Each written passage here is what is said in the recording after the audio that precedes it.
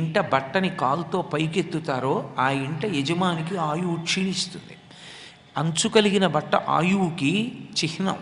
అందుకే దాని గురించి పటలపన్నం అని అబ్బో వేదంలో వస్త్రం గురించి ఎంతో చెప్తారు. దాన్ని దేవతలు ఆవహించి ఉంటారు.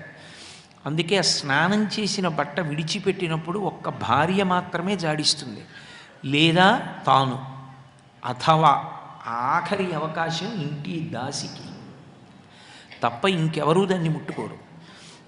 బట్ట కాలుతో పైకెత్తకూడదు. ఎవరూ బట్ట పట్ల అగౌరవంగా ప్రవర్తించకూడదు. పరమ మర్యాదతో ప్రవర్తించవలసినది ఇది అంటే కట్టుకునేటటువంటి బట్ట విషయంలోనే అంత జాగ్రత్తగా ఉండవలసి ఉంటుంది.